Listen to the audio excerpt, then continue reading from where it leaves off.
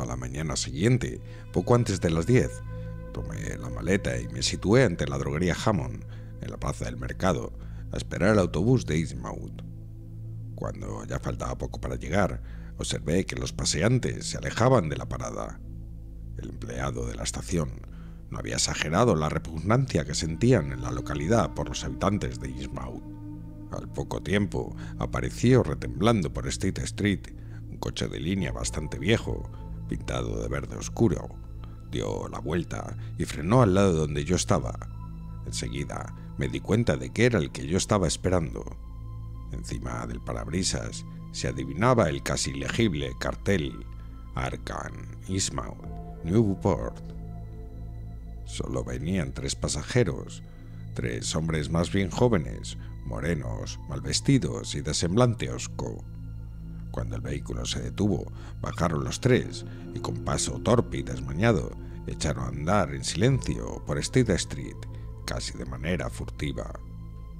El conductor bajó también del coche y le vi desaparecer en el interior de la droguería. Este debe ser el tal Joe Sargent que mencionó el empleado de la estación, pensé, y antes de reparar en ningún detalle, sentí que me embargaba como una oleada de instintiva aversión, tan incontenible como inexplicable.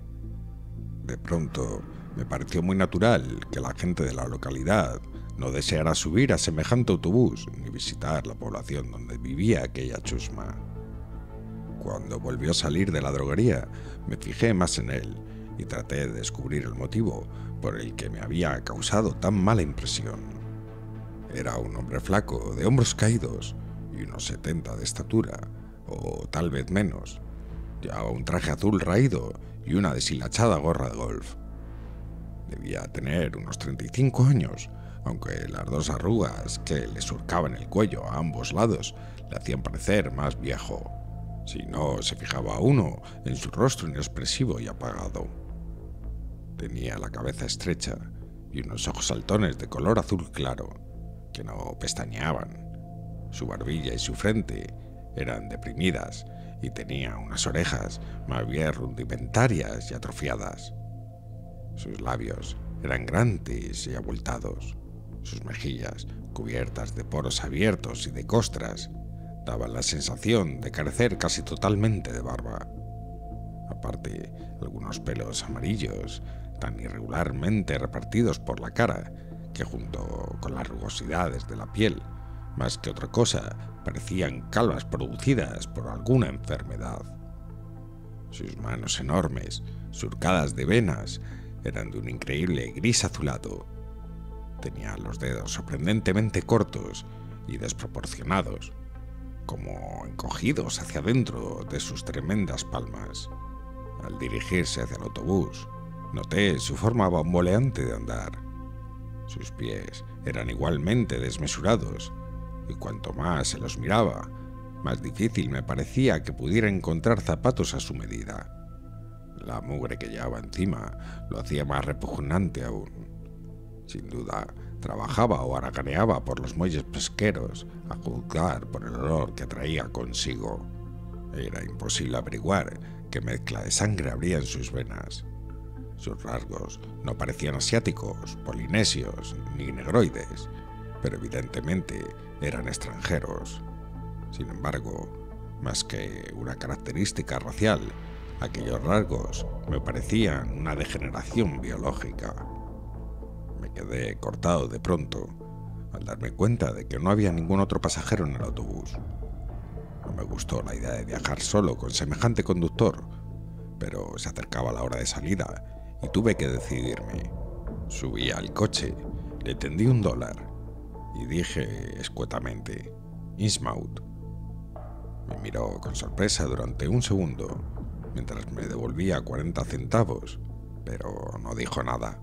Me senté detrás de él, junto a una ventanilla, para poder contemplar la costa durante el viaje. Por fin, arrancó el cacharro de una sacudida y pronto dejó atrás los viejos edificios de State Street, retemblando estrepitosamente y soltando un humo espeso por el tubo de escape. Me dio la impresión de que la gente que pasaba por la acera evitaba mirar al autobús, o al menos disimulaba. Luego Doblamos a la izquierda por Haight Street y el camino se hizo más suave. Cruzamos por delante de unos edificios majestuosos que databan de los primeros tiempos de la República y luego dejamos atrás varias casas de campo de estilo colonial, más antiguas aún. Después de atravesar Lower Green y Parker River, salimos finalmente a una zona costera larga y monótona. Era un día de calor y de sol. El paisaje de arena, de juncales, de maleza desmedrada, se hacía cada vez más desolado a medida que avanzábamos. A nuestro lado se extendía el agua azul y la raya arenosa de Plum Island. Después de desviarnos de la carretera general que seguía a Raleigh e Ipswich, tomamos un camino que siguió bordeando el litoral. No se veían casas y según estaba al firme de la carretera, el tráfico por aquel paraje debía de ser muy escaso. Los negros postes de teléfono sostenían tan solo 2 cables. De cuando en cuando cruzábamos unos decrépitos puentes de madera tendidos sobre pequeñas rías que, cuando la marca estaba alta, contribuían a aislar aún más la región. De cuando en cuando se veía tocones ennegrecidos y cimientos de vallas desmoronadas que emergían de la arena. Recordé que en uno de los libros de historia que había manejado se decía que anteriormente aquella había sido una comarca fértil y muy poblada. El cambio sobrevino, al parecer a raíz de la epidemia que había asolado la ciudad de Innsmouth en 1846, pero la gente lo había achacado a ciertos poderes malignos y ocultos. De hecho, el mal radicaba en la absurda tala de toda la arboleda cercana a la playa, que había privado al suelo de su mejor protección contra la arena, que ahora lo invadía todo. Finalmente, perdimos de vista Plum Island y apareció la inmensa extensión del Atlántico a nuestra izquierda. El estrecho camino comenzó a subir por una cuesta pronunciada. Experimenté una sensación extraña al ver la cima solitaria que se elevaba ante nosotros, donde el camino, herido de surcos, se encontraba con el cielo. Era como si el autobús fuera a continuar su ascensión abandonando la tierra para fundirse con el misterioso, ignorado de un más allá invisible. El olor a mar nos llegaba cargado de aromas presagiosos. La espalda encorvada y rígida del conductor y su cráneo grotesco se me antojaban cada vez más repugnantes. Por detrás tenía la cabeza casi tan despoblada de pelo como su cara. Apenas le crecían unas pocas hebras amarillentas en la piel rugosa y grisácea. Coronamos la cuesta. Desde arriba se podía contemplar toda la extensión del valle donde el Manusett desembocaba en el mar, justo al norte de una larga muralla de acantilados que culmina en Kingston Heath y tuerce después hacia Cape Ann. En la bruma lejana del horizonte se alcanzaba a distinguir el perfil confuso del promontorio donde se alzaba aquel caserón antiguo del que tantas leyendas se habían contado. Pero de momento toda mi intención se centró en el panorama inmediato que se abría ante mí. Habíamos llegado frente al tenebroso pueblo de Innsmouth. Era un núcleo urbano muy extenso, de casas apretadas, pero carente de signos de vida. Apenas si salía un hilo de humo de toda la maraña de chimeneas. 3 elevados campanarios descollaban rígidos y leprosos contra el azul de la mar. A uno de ellos se le había desmoronado el capitel. Los otros 2 mostraban los negros agujeros donde antaño estuvieran las esferas de sus relojes. La inmensa marca de techumbres inclinadas y buhardillas puntiagudas formaban un paisaje desolador. A medida que avanzábamos, carretera abajo, descubrí que muchos de los tejados estaban totalmente hundidos. Había algunas casas grandes, de estilo georgiano, con tejados de 4 aguas, cúpulas y galerías acristaladas. La mayoría de ellas estaban lejos de la mar y una o dos vi que todavía se conservaban en buen estado. En el espacio que había entre unas y otras se veía la línea rumbrosa del ferrocarril abandonado, invadida de hierba, bordeada de los postes de telégrafo sin cable ya, y las huellas borrosas de los viejos caminos de carro que iban a Rowley y a Ipswich. El abandono y la ruina se hacían más evidentes en el barrio marinero, junto a los muelles. Sin embargo, en su mismo centro se alzaba la blanca torre de un edificio de ladrillos muy bien conservado, que parecía como una pequeña fábrica. El puerto, invadido por los bancos de arena, estaba protegido por un antiguo espigón de piedra, sobre el que se distinguían las menudas figuras de algunos pescadores sentados. En la punta del espigón se veían los cimientos circulares de un faro derruido. En el puerto se había formado una lengua de arena sobre la cual había unas chozas miserables, algunos botes amarrados y unas cuantas nasas dimensionadas. El único sitio en el que parecía haber profundidad era donde el río, una vez pasado el edificio de la Torre Blanca, daba la vuelta hacia el sur y vertía sus aguas en el océano al otro lado del espigón.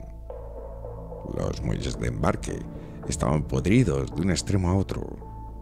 Los más ruinosos eran los de la parte sur, y allá lejos, mar adentro, pese a la marca alta, pude distinguir una raya larga y negra que apenas afloraba del agua, y al instante ejerció sobre mí una atracción singular y maligna. Era, sin duda alguna, el arrecife del diablo. Por un momento, mientras lo contemplaba, tuve la sorprendente sensación de que me estaban haciendo señas desde allá, lo que me produjo un intenso malestar. No encontramos a nadie por el camino. Empezamos a cruzar por delante de una serie de granjas desiertas y desoladas. Después vinieron unas pocas casas habitadas, cuyas ventanas estaban tapadas con harapos. En los estercoleros se amontonaban las conchas y el pescado estropeado. Algunos individuos trabajaban con aire ausente en sus jardines yermos y sacaban almejas en la orilla, siempre en medio de un penetrante olor a pescado. Unos grupos de niños sucios y de cara simiesca jugaban en los portales invadidos por la hierba. Había algo en aquella gente que resultaba más inquietante aún que los lúgubres edificios. Casi todos tenían los mismos rasgos faciales y los mismos gestos, cosa que producía una repugnancia instintiva e irremediable. Por un instante me pareció que aquellos rasgos me recordaban algún cuadro visto anteriormente en circunstancias excepcionales horribles, pero este pseudo recuerdo fue muy fugaz. Al llegar el autobús a la zona llana donde saltaba el pueblo, comencé a oír el murmullo monótono de una cascada en medio de un silencio impresionante. Las casas, desconchadas y torcidas, se fueron arrimando unas a otras, alineándose en ambos lados de la carretera, y ésta se convirtió en calle. En algunos sitios se veía el pavimento adoquinado y restos de las aceras de baldosas que en otro tiempo habían existido. Todas las casas estaban aparentemente desiertas. De cuando en cuando, entre las paredes maestras, se abría el vacío de algún edificio derrumbado. En todas partes reinaba un olor nauseabundo e insoportable de pescado. No tardaron en comenzar los cruces y las bocacalles. Las calles que salían a la izquierda en dirección a la costa estaban desempedradas, llenas de suciedad y de inmundicias. Aún no había visto a nadie en el pueblo, pero al fin se veían algunos signos de vida. Cortinas en algunas ventanas, un cascado automóvil detenido junto al bordillo. El pavimento y las aceras se iban perfilando cada vez más, y aunque casi todas las casas eran bastante viejas, edificios de madera y ladrillo de principios del siglo XIX, se veía que todavía estaban en condiciones. Fascinado por el interés de cuanto veía, Me olvidé del olor repugnante y de la sensación opresiva que había experimentado al principio. Pero no había de llegar yo a mi punto de destino sin recibir otra impresión tremendamente desagradable. El autobús desembocó en una especie de plaza flanqueada por dos iglesias, en cuyo centro había un círculo de césped pelado y seco. En la calle que salía a la derecha se alzaba un edificio con columnas. La fachada, pintada de blanco en tiempos atrás, estaba ahora gris y desconchada. Las letras doradas y negras del frontis estaban tan borrosas que me costó bastante descifrar la inscripción: Orden Esotérica de Dagon. Se trataba, pues, de la antigua logia masónica, actualmente consagrada a un culto degradante. Mientras me esforzaba por descifrar dicha inscripción, sonaron los sordos tañidos de una campana rajada que vinieron a distraer mi atención. Entonces me volví rápidamente y miré al otro lado de la plaza. Los toques de campana provenían de una iglesia de piedra, de falso estilo gótico, que parecía mucho más antigua que el resto de los edificios de Innsmouth. Tenía a un lado una torre cuadrada, achaparrada, cuya cripta de cerradas ventanas era desproporcionalmente alta. El reloj de la torre carecía de manillas, pero sabía que aquellos golpes sordos correspondían a las 11. Y de repente todas mis reflexiones se fumaron ante la inesperada aparición de una figura tan horrenda que me estremecí, aún sin haber tenido tiempo de verla bien. La puerta de la cripta estaba abierta y formaba un rectángulo de oscuridad. Y al mirar casualmente, cruzó ese rectángulo algo que provocó en mí una fugaz impresión de pesadilla. Era un ser vivo, el primer ser vivo aparte del conductor que veía dentro del casco urbano. De haber tenido los nervios más tranquilos, probablemente no habría encontrado nada aterrador en ello, porque en un momento después me daba cuenta de que se trataba tan solo de un sacerdote. Ciertamente vestía una extraña indumentaria, adoptada tal vez cuando la Orden de Dagon había decidido modificar el ritual de las iglesias locales. Creo que lo primero que me llamó la atención, lo que me llenó de aquel repentino horror, fue la alta tiara que llevaba. Se trataba de una reproducción exacta de la que Miss Tilton me había mostrado la noche anterior. Sin duda, fue esta coincidencia la que desató mi imaginación y me hizo ver algo siniestro en el rostro vislumbrando y en el atibio de aquella silueta que cruzó pesadamente el umbral de la puerta. Un segundo después, resolví que no había ninguna razón para sentir ese horror que parecía nacer como un recuerdo maligno y olvidado. No era natural que el misterioso ritual del lugar hubiese hecho adoptar a sus ministros ciertos ornamentos sacerdotales que resultasen especialmente familiares a la comunidad, por haber sido hallados en un tesoro, por ejemplo. Unos poquitos jóvenes, de aspecto repelente, se dejaron ver por las aceras.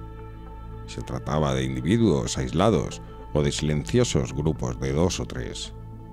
En la planta baja de los edificios había algunas tiendas pequeñas de rótulos sucios y despintados. Vi también en las calles 1 o 2 camiones aparcados. El ruido de la caída del agua se fue haciendo intenso hasta que apareció ante nosotros la profunda garganta del río, sobre la cual se extendía un ancho puente de hierro que desembocaba en la plaza amplia. Al pasar por el puente, miré a uno y a otro lado y observé que había unas cuantas fábricas en las márgenes cubiertas de maleza, así como en la parte baja del camino. Allá lejos, por debajo del puente, el agua era muy abundante. A mi derecha, río arriba, se veían 2 poderosos saltos de agua y otro, por lo menos río abajo, a la izquierda. El ruido era ensordecedor desde el puente. Luego dimos la vuelta a la plaza espaciosa, al otro lado del río, y paramos a la derecha, delante de un caserón alto, pintado de amarillo y coronado por una cúpula. Sobre la puerta, un letrero medio borrado proclamaba que aquello era Hillman House. Me alegré de bajar del autobús. Inmediatamente después, procedí a consignar mi maleta en el sórdido vestíbulo del hotel. Solo había una persona a la vista, un hombre de edad, que carecía de lo que yo había dado en llamar pinta de Innsmouth. Decidí no hacer preguntas indiscretas. Recordaba las cosas raras que se contaban de este hotel, así que salí a dar una vuelta por la plaza. El autobús se había ido ya. Me entretuve en inspeccionar el sitio. A un lado, la plaza daba un solar pedregoso, tras el cual se extendía el río. Al otro extremo, había un semicírculo de edificios de ladrillo con tejados oblicuos que seguramente databan del 1800. De allí se abrían varias calles en abanico.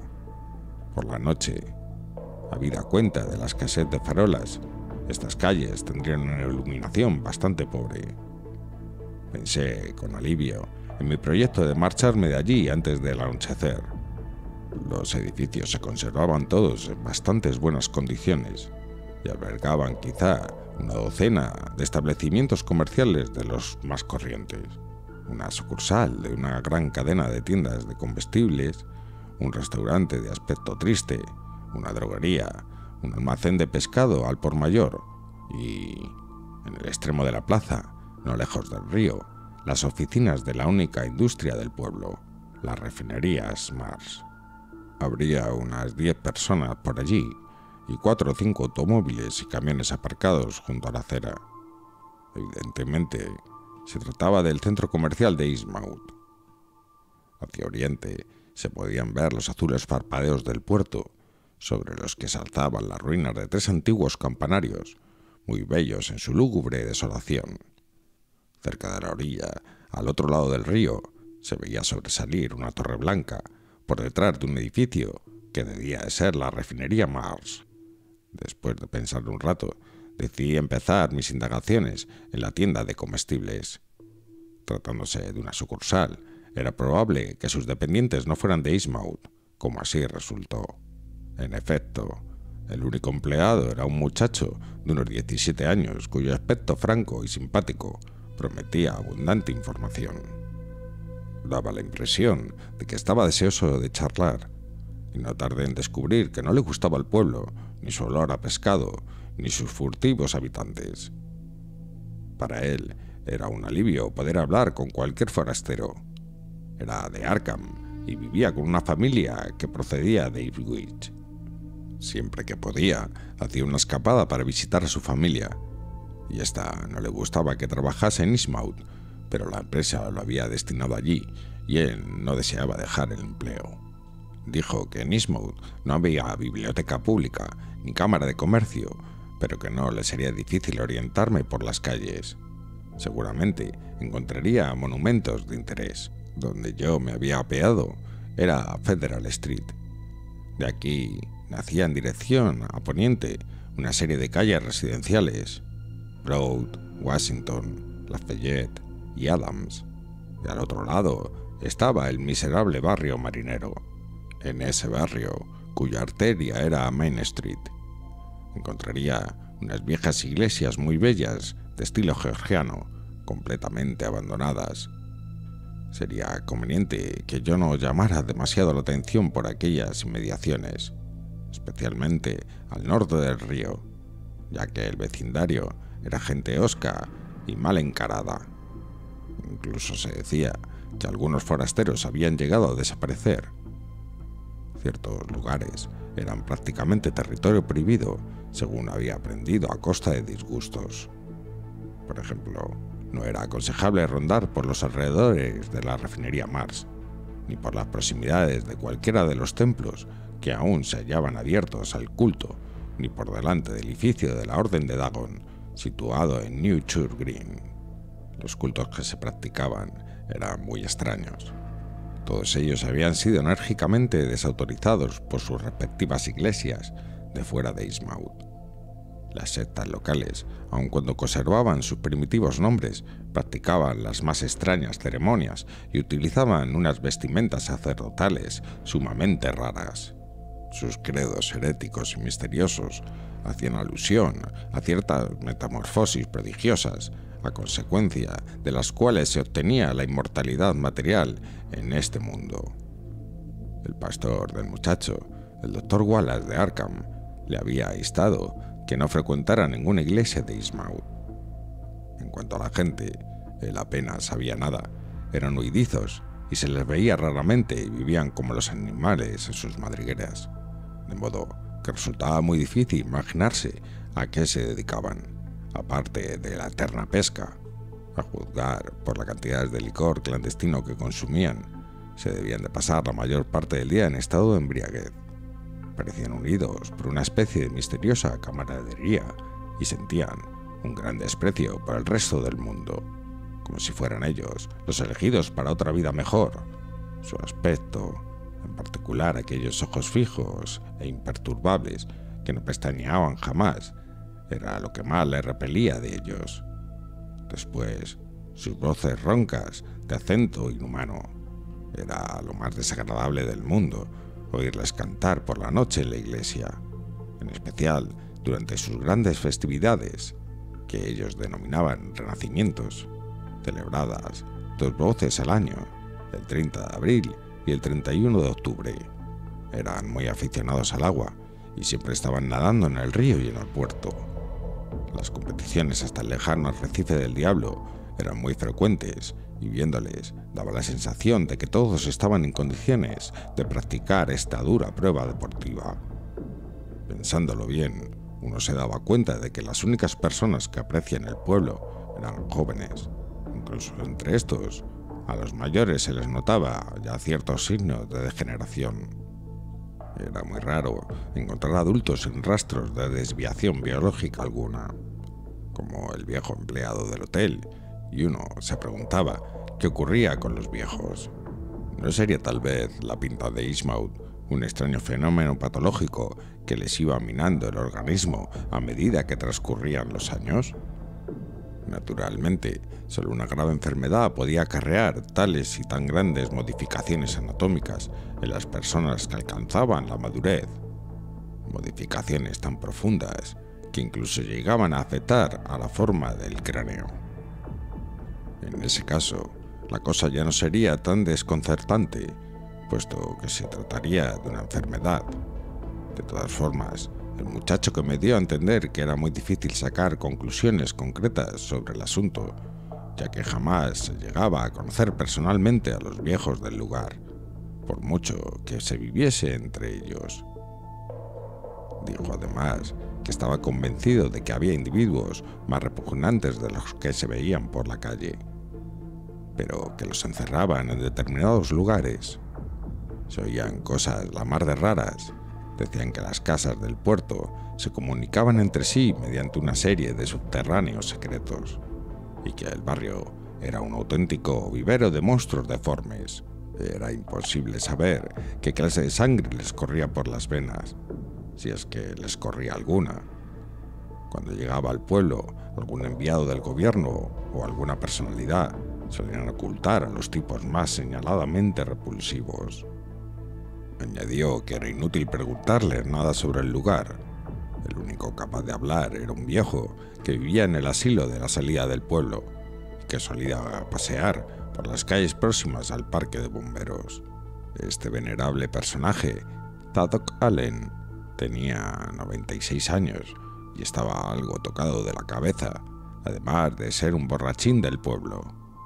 Era un individuo huidizo y extraño, y siempre miraba de soslayo, como si temiese algo. Estando sereno, no se le podía sacar una palabra del cuerpo. Sin embargo, era incapaz de rechazar cualquier invitación, y una vez bebido, contaba las historias más asombrosas del mundo.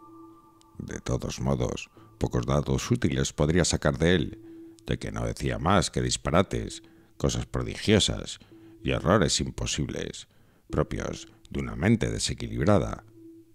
Nadie le creía, pero a los de Innsmouth no les gustaba verle beber y charlar con extraños. No era prudente que le vinieran a uno haciéndole preguntas.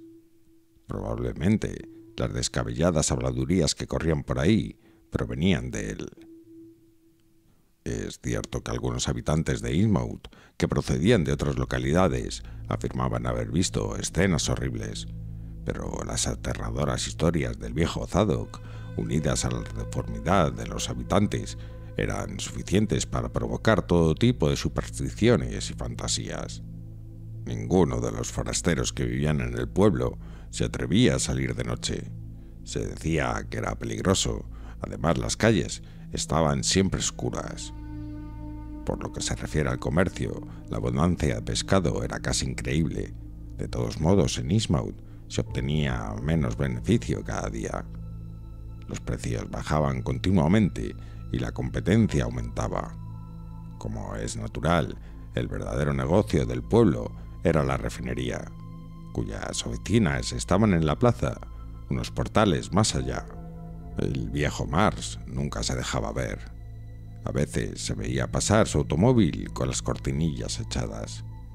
Corría toda la suerte de rumores acerca de la transformación que había sufrido el viejo Mars.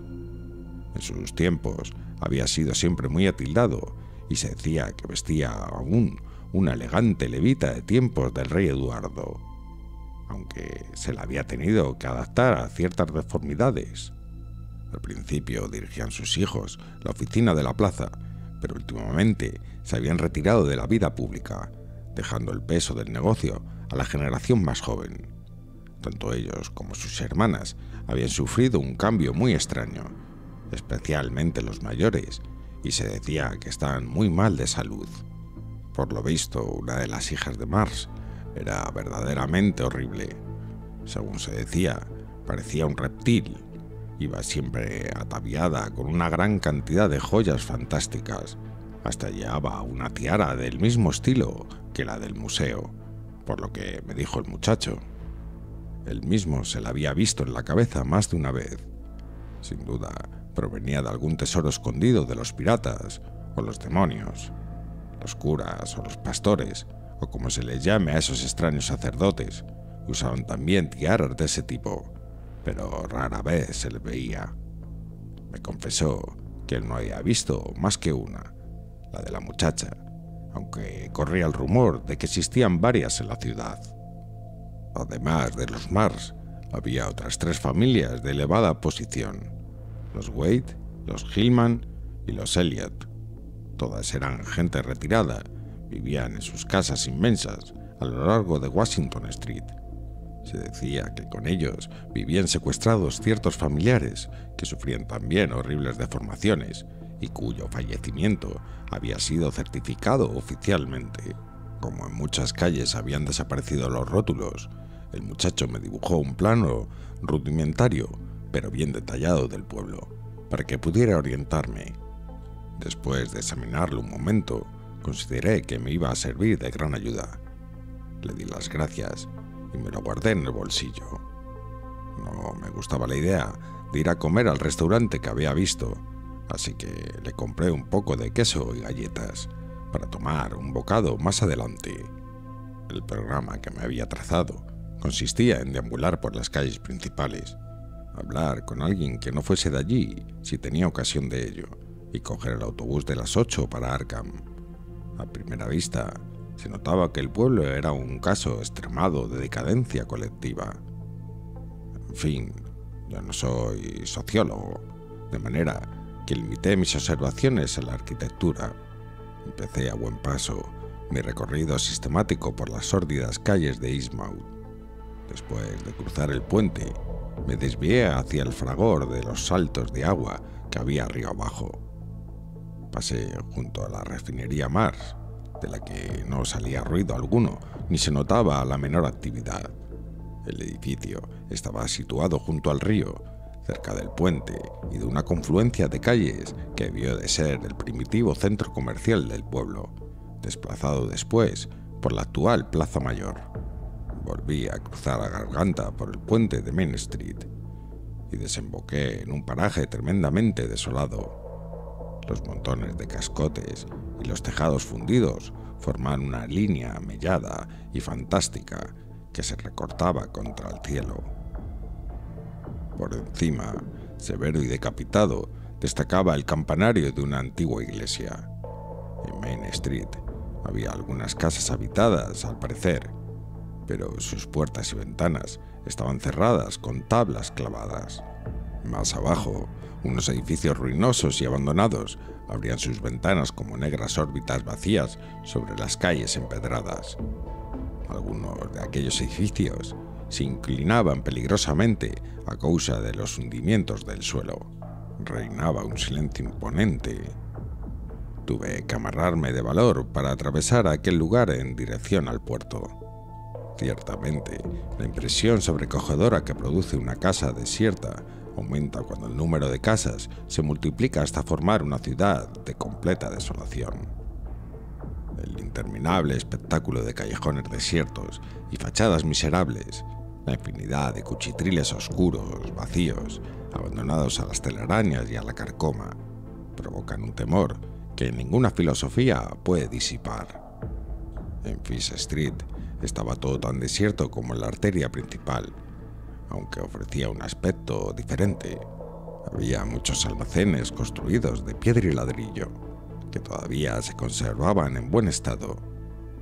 Water Street era casi idéntica, salvo que tenía enormes espacios despejados en el lado de la mar, donde antes hubo muelles y embarcadores, hoy hundidos. No se veía un alma, a excepción de los escasos pescadores del lejano espigón. Solo se oían los blandos lamentos de las olas en el puerto y el rumor lejano de los saltos de Manuset. Una creciente inquietud se iba apoderando de mí. Volví la cabeza y miré hacia atrás furtivamente. Luego atravesé el vacilante puente de Water Street. El otro, el de Fish Street, estaba en ruinas según el plano. Al otro lado del río encontré indicios de cierta actividad, manufacturas de preparación y embalaje del pescado, algunas chimeneas humeantes, techumbres reparadas, ruidos indeterminados y unos pocos individuos que caminaban bamboleantes por los callejones mal empedrados. No obstante, este barrio resultaba más aún deprimente que la desolación del Distrito Sur. Las gentes aquí tenían más acentuada su deformidad que las del centro.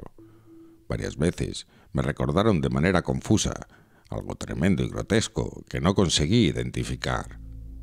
Evidentemente, la proporción de sangre extranjera era en estos mayor que en los demás barrios, a no ser que la pinta de Eastmouth fuese una enfermedad, en cuyo caso debía estar causando estragos en este sector. De cuando en cuando también se oían crujidos, carreras presurosas, ruidos extraños y roncos que me hicieron pensar, no sin cierto nerviosismo, en los pasadizos ocultos que había mencionado el muchacho de la tienda. Y de pronto me di cuenta de que aún no les había escuchado pronunciar una sola palabra, y que deseaba con toda mi alma que no llegara ese momento. Me estremecía con solo imaginar el sonido de sus voces. Después de detenerme a contemplar las dos iglesias, hermosas aunque ya en ruinas, de Main y de Church Street, apreté el paso para salir cuanto antes de aquel inmundo barrio marinero. A continuación, mi objetivo debería haber sido, lógicamente, el templo de Newchurch Green, pero sin saber bien por qué, no me atrevía a pasar otra vez por delante de aquella iglesia, en cuya cripta había vislumbrado la fugaz silueta de aquel extraño sacerdote con tiara. Además, el muchacho de la tienda me había advertido que las iglesias, lo mismo que el local de la Orden de Dagon, no eran lugares aconsejables para forasteros. Por consiguiente, continué por Main hasta Martin, luego tomé la dirección opuesta a la mar, crucé Federal por arriba de Green y me interné en el arruinado barrio aristócrata, Broad, Washington, Lafayette y Adams. Aunque sus avenidas majestuosas y antiguas tenían un pésimo pavimento, conservaban aún una magnífica arboleda y no habían perdido totalmente su primitiva dignidad. Los edificios, uno tras otro, llamaban la atención. La mayoría eran casas decrépitas, rodeadas de jardincillos totalmente abandonados. De cuando en cuando se veía alguna vivienda habitada. En Washington Street había una fila de 4 o 5 edificios muy bien conservados, con sus jardines impecables. Pensé que el más suntuoso de todos, rodeado de parterres inmensos que se extendían a todo lo largo de la calle hasta Lafayette, debía de ser la casa del viejo Mars, el infortunado propietario de la refinería. En ninguna de estas calles encontré alma viviente. Me extrañaba la completa ausencia de perros y gatos en Eastmount. Otra cosa que me chocó fue que incluso en las mejores mansiones, las ventanas de los áticos y del tercer piso permanecían firmemente cerradas y clavadas con tablas. El disimulo y el misterio parecían generales en esta extraña ciudad de silencio y de muerte. Por otra parte, no podía sustraerme a la sensación de que en todo momento me vigilaban unos ojos ocultos, taimados y fijos, que no parpadeaban jamás. Me sacudió un escalofrío al oír los 3 toques de la campana cascada. Demasiado bien recordaba la iglesia de donde provenían esos tañidos. Siguiendo por Washington hacia el río, fui a parar a una zona que antiguamente debió de ser industriosa y comercial. Frente a mí se alzaban unas ruinas de una factoría, otros edificios en el mismo estado y los restos de una estación de ferrocarril. Más allá, el antiguo puente ferroviario cruzaba a la garganta a la derecha de donde yo estaba. A la entrada del puente había un cartel que prohibía el paso, pero me arriesgué y pasé otra vez a la orilla sur, donde volví a tropezarme con individuos furtivos de torpe andar que me miraban con disimulo. También se volvieron hacia mí otros rostros, anormales estos, pero con expresión de curiosidad y desconfianza. Eastmount se me estaba haciendo intolerable por momentos. Torcí por Payne Street y me encaminé hacia la plaza con la esperanza de coger algún vehículo que me llevara a Arkham, para no esperar hasta la salida del siniestro autobús. Fue entonces cuando descubrí el cochambroso parque de bomberos. Encontré al viejo, cara colorada, hirsuta la barba, ojos aguanosos y vestido con unos andrajosos indescriptibles, sentado en un banco allí enfrente y hablando con un par de bomberos mal vestidos, aunque de aspecto normal. Naturalmente, no podía ser otro que Zadok Allen, el chiflado bebedor, cuyos relatos sobre Eastmount tenían fama de espantosos e increíbles.